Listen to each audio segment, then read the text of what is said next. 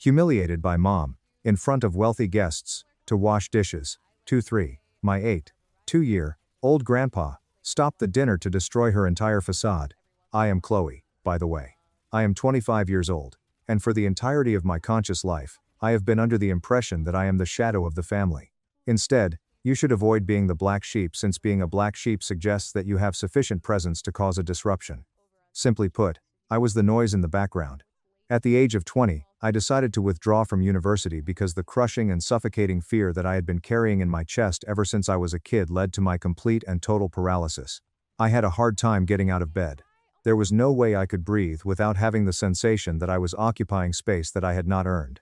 In the end, I was able to secure employment at Haven and Hearth, a home decor business that is considered to be of a moderate quality. I worked my way up to the position of shift manager in a stealthy manner over the course of 4 years. I had a lot of experience with it. Among other things, I was responsible for managing the floor, organizing the inventory, and paying my own rent for a little apartment on the outskirts of the city that was drafty. Additionally, I drove a 2016 Toyota Corolla that had a cracked taillight. I convinced myself that it was sufficient to be invisible and to be self-sufficient to me. As the woman who brought me up, Eleanor, she did not believe in the concept of being invisible or self-sufficient. Her belief system was based on power, optics, and the aesthetics of spotless beige. When I was just a young child of 2 years old, she tied the knot with my father, Richard. Immediately after she entered our lives, she started carefully putting together a picture of our family before everyone else. Because I was the one piece of furniture that she couldn't quite figure out how to style, she pushed me up into the attic of her life at the end of the day. Madison, who is my older sister, happened to be her masterpiece. Madison, who is 28 years old, recently graduated with honors from an Ivy League school, is currently employed in high-end public relations, and is constantly aware of exactly what to say, how to stand, and who to smile at. There was a string of exquisite boutique hotels located all along the East Coast, and Madison was recently engaged to Julian, who was the heir to a family that controlled these hotels. The brunch was intended to be the moment when the dynasties were finally brought together. The previously extravagant suburban estate that belonged to my father was made into a Michelin-starred event by Eleanor, who had rented a big mahogany table, hired caterers who wore pristine white aprons, and altered things. The invitation was extended to me. For me, that was the first warning sign. Whenever the lighting was an important factor, Eleanor never invited me to anything to attend. When I received the invitation in the mail, which was thick and cream-colored, my stomach dropped to the floor. I agonized over what to wear for 3 days before finally deciding on a simple navy blue dress that I ironed 3 times. I was a little surprised by the outcome. 20 minutes before the scheduled arrival time, I arrived and parked my beat-up Corolla down the street so that it would not detract from the overall appearance of the driveway. The door was opened for me by Eleanor. Despite the fact that she was dressed in a tailored ivory pantsuit, she gave off the impression of a lady who had never doubted herself in her entire life. There was no greeting from her. By the time she looked at my dress, her lips had thinned into a line that was straight and disappointed. As she spoke, her voice dropped to that chilly tone that she saved only for me. "You can help the caterers," she continued. "Stay in the kitchen unless I call for you." I should have gone in the opposite direction and walked out. The front door was located directly behind me. Having been conditioned for 23 years, however, is a formidable chain. After that, I made my way into the kitchen. While I was standing over a stainless steel counter for an hour, I was slicing strawberries so thin that light could pass through them, putting gourmet cheeses on slate boards that I was not permitted to touch, and listening to the muffled and sparkling laughter of my family as they performed for Julian's parents. To reassure myself, it was all right. I convinced myself that I was assisting. It was my hope that Mom would call me out, draw out a chair, and present me as her daughter when the food was served. I convinced myself that it was possible, even if it was just a possibility. I was presented with a robust silver tray containing smoked salmon and dill crostinis by a caterer at precisely 11:45 inches the morning. His words, "Table 3 needs this," prompted him to dash out of the room. My eyes were concentrated on maintaining the tray's equilibrium as I pushed through the swinging door to the kitchen. I didn't notice Eleanor until she got so close to me that she was almost on top of me. The alarming speed with which she moved was reminiscent of a predator. After her hand had firmly grasped my shoulder, she pulled me forward with a shove. It wasn't a pleasant reorientation at all. My clavicle was the target of an intentional, physical push that was delivered with a flat palm, and it was this push that caused me to stumble forward into the surrounding dining area. She growled, "You're here to wash dishes," while maintaining a flawless smile that was stuck in place. "Don't embarrass us." I became numb. When I held the tray in my hands, it shook. The 12 individuals seated at the mahogany table ceased their conversation. A break was taken by Julian's mother, who was holding a champagne flute halfway to her mouth. Madison averted her gaze, suddenly captivated by the napkin she was holding. With a fixed gaze, my father looked at his plate. Nobody made a single sound. There was a dense, crushing, and embarrassing quiet that prevailed. As my face began to burn with a heat that was so strong that it caused tears to well up in my eyes, I lowered my head and began to redirect my attention back to the home kitchen. It was then the sound. A big oak chair that is slamming into the hardwood floor with a great deal of force. Weakly. Intended to be. I halted this. I raised my head. The man who was standing was my grandfather, Arthur. Having reached the age of 82, he relied significantly on a wooden cane that had been polished. Someone who wore tailored suits and talked so quietly that entire boardrooms had to hold their breath in order to hear him was a man who had developed a large logistical empire from a single delivery truck.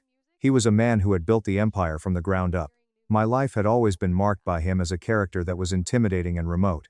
Eleanor is always keeping a distance from him, despite the fact that he is generous with Christmas checks.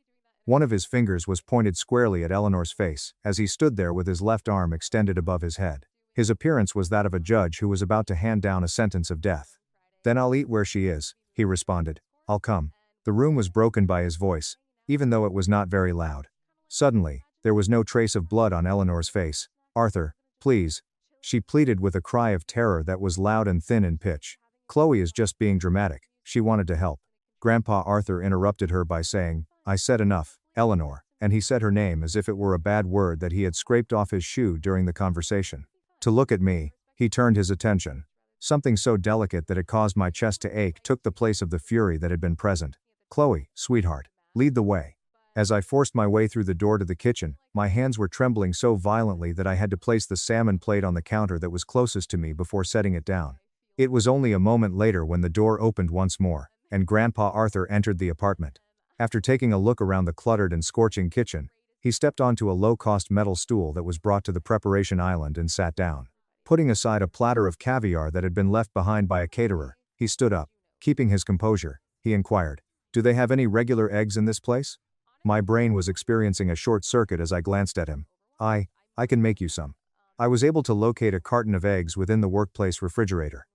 I began by whisking them in a bowl, then I poured them into a skillet, and then I ordered him to make scrambled eggs and toast. At the same time that we were eating in silence, we were seated in the kitchen, which was filled with the frantic energy of the caterers who were pretending not to see us.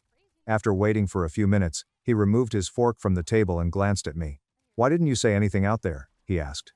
As I stared at my hands, I took a significant swallow. "What's the point? They've never listened to me. I'm just me." He examined my face, his eyes following the contours of my face with a peculiar and profound sense of unease. "That is my fault," he clarified in a low voice. "I let that woman's ego run unchecked for far too long." I hushed my voice and asked, "Grandpa, what is going on?"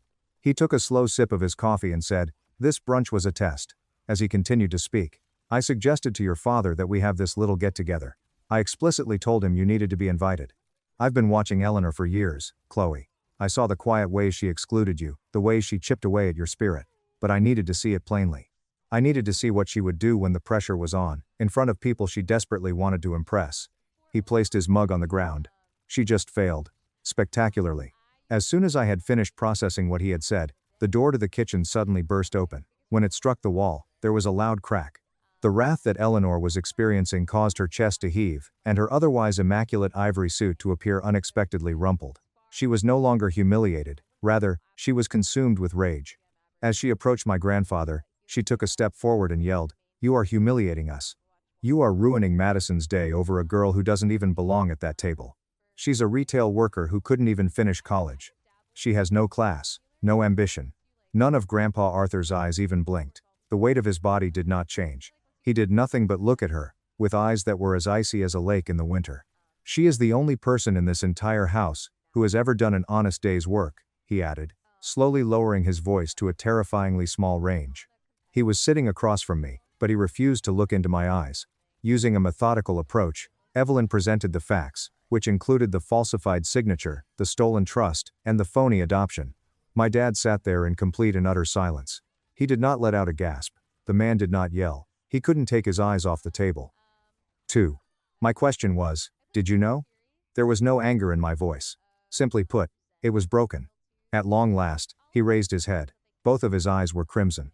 I didn't know about the forgery, Chloe. I swear to God I didn't know she touched your money. I said, but you knew she didn't love me. As the tears finally began to fall out of my eyes, you knew she treated me like dirt. You watched her shove me into the shadows for 20 years, and you did nothing. She was my wife, he murmured, as if offering an explanation for his actions. She handled the house. She handled the finances. It was just easier to let her manage things. Easier for you, I remarked as I stood for the first time. Not for me. After leaving the office, I left him sitting there for a couple of minutes. The disappointment that comes from discovering that your father is a coward is a very particular and ephemeral form of suffering. I was the target of Eleanor's vicious treatment, which she used as a weapon. The cooperation of my father served as the shield that he hid behind while I was bleeding. On Thursday of last week, Evelyn submitted a formal complaint to the court that handles probate matters, making sure to include the findings from the forensic document examiner. It has been found that the likelihood of the signature belonging to my father being authentic is less than 1%. Monday was the day that I received a phone call from Detective Miller, who works with the County Financial Crimes Unit. I walked down to the station and provided a statement that lasted for 3 hours. He made copious notes and inquired in depth about the brunch, the trust, and my living condition. He also took comprehensive notes. The only thing he said to me before I went was, "Keep your phone on." This past 2 evenings, Eleanor was legally served with notice of the filing that was made at the probate court. After receiving a call from Madison at 10:15 p.m., I am aware of the precise time that it took place. After a period of more than a year, my sister finally phoned me for the first time. Her voice could be heard yelling on the phone. "What the hell did you do?" She sounded utterly out of her mind, and her flawless and polished veneer was entirely destroyed. "Mom is hysterical. The police were just here asking questions. Julian's parents are freaking out." "I didn't do anything, Madison," I stated in a calm tone, as I stared at the ceiling of my dirty flat. "I just stopped letting your mother do things to me." She choked up and cried out, "You're ruining my wedding. Did you know about this money thing?" Mom said it was just a misunderstanding about some college fund. "It's a $500,000 felony fraud, Madison," I responded. "I hope the wedding is beautiful, but I'm done setting myself on fire to keep this family warm." I ended the call and disabled her phone number. There will be a hearing in court the following month. During the time that we are trying to figure out what is going on, Grandpa Arthur has relocated me from my apartment to a more temporary suite in the city. Aunt Sarah has been visiting me on a daily basis, and she has been instructing me on how to prepare Lily's favorite recipes. It is the first time in my life that I do not get the sensation of being a ghost. I have a strong feeling. I have a genuine feeling. Update 2. Update. An 8-month period has passed since the brunch was held. Due to the fact that real life does not come to a satisfying conclusion in a television show that is 45 minutes long, I wanted to wait until everything was settled before I issued an update. The judicial system is a tedious, laborious, and time-consuming process. The hearing in the Court of Probate took place toward the end of February. Upon Eleanor's arrival, she was accompanied by a defense attorney who appeared to be billing by the second. She wore a fitted suit in a cream-colored tint that was immaculate, and she was still urgently trying to maintain the appearance of untouchable elegance. Nevertheless, her palms were trembling. She was unable to refrain from picking at her cuticles. She did not look at me at any point. While I was seated at the petitioner's table, Aunt Sarah was seated on my right, and Evelyn Vance was seated on my left. I made sure to maintain a straight posture and a level breathing pattern. 3 months had passed since I had begun intensive therapy with a trauma specialist. During this time, I had been learning how to unravel the profound and covert origins of the psychological abuse that I had been subjected to. My therapist said to me, "You are not reacting to what is happening right now in this courtroom. You are healing from what happened to you as a child. They look the same, but they feel different." She was absolutely correct. I had overcome my fear of Eleanor because of her. I simply experienced a strong and overpowering sense of sadness for her. The lengthy hearing lasted for a total of 5 hours. The forensic proof was incapable of being refuted. An expert on documents named Dr. Harrison testified that the signature on the adoption consent was a bad tracing of the original signature. Evelyn produced the bank records that demonstrated Eleanor had stolen money from the trust in order to maintain her extravagant lifestyle and pay for Madison's wedding deposits. An instant decision was made by the judge, who was a lady who was no nonsense and had zero tolerance for rich entitlement. The most devastating thing that she did for Eleanor was that she formally submitted the case to the district attorney for criminal prosecution. She not only ruled the trust modification to be unlawful, but she also ordered that the trust be fully returned to its original provisions, along with interest. A felony forgery charge, A fraud upon the court charge, and a grand theft by deceit charge were officially filed against Eleanor after she was arrested in April. When Sarah informed me that the charges had been filed, I anticipated that I would experience a sense of accomplishment. It was my expectation that I would want to pop champagne. If anything, I was simply exhausted. When someone has been dragging a boulder up a mountain for 20 years and is finally allowed to put it down, they will experience a profound and bone-weary tiredness when they finally finish. In March, my father submitted a petition for divorce. He did not challenge the decision made by the probate court. In an effort to keep Eleanor out of jail, he gave up his share of the assets that belonged to the marriage, in order to contribute to the repayment of my trust fund. It was unsuccessful. The district attorney is advocating for incarceration. Ever since that day in Evelyn's office, I have not had a single conversation with my father. He inquires about my well-being by sending me an email once every month. There is no response from me. Since I am not yet prepared to forgive him, my therapist has informed me that I do not need to be on anyone else's timeline but rather my own. It was decided to postpone Madison and Julian's wedding, and in the end, the ceremony was reduced to a more intimate courthouse setting. The entire family of Julian withdrew all of their financial support for the massive gala because they were terrified of the public scandal that would result from the fraud charges. In the previous month, Madison and I had a coffee date. She shed tears for a full hour. There was the first time that we discussed Lily, who is my biological mother. Madison admitted that she had always known Eleanor treated me in a terrible manner, but she was too afraid of losing her own golden child status to ever speak up about it. We are not close, and it is possible that we will never be close, but the ice has begun to melt. Grandpa Arthur passed away peacefully in his sleep at the beginning of June. During the time since the brunch, he had been rapidly deteriorating. It was as if he had been clinging to his life force through sheer willpower in order to see this through to the end and ensure that I was safe.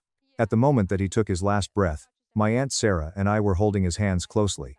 In addition to transferring the controlling shares in his logistics company and a massive personal trust into my name, he also transferred the deed to his property in upstate New York, which was located in New York, a week before he passed away.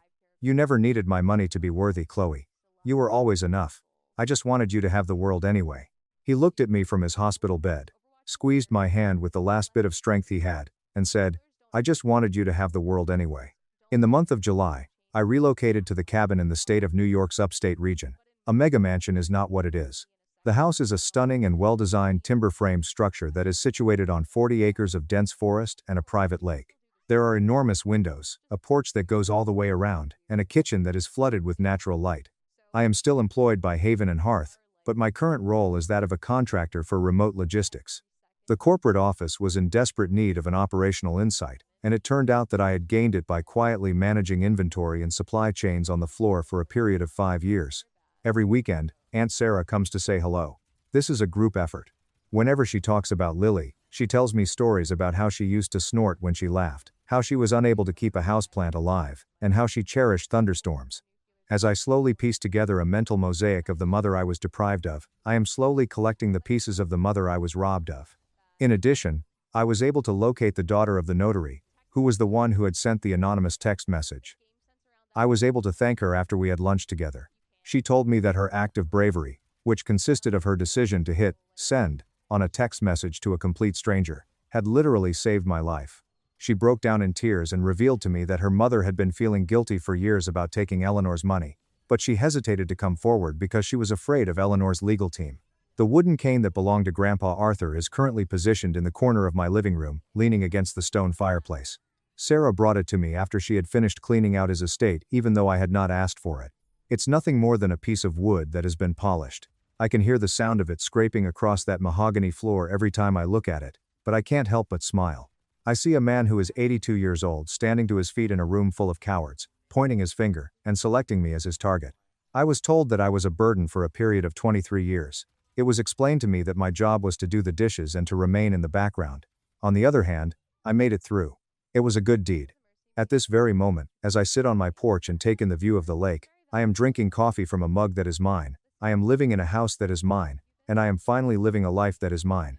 I am aware that I am precisely in the location that I am supposed to be.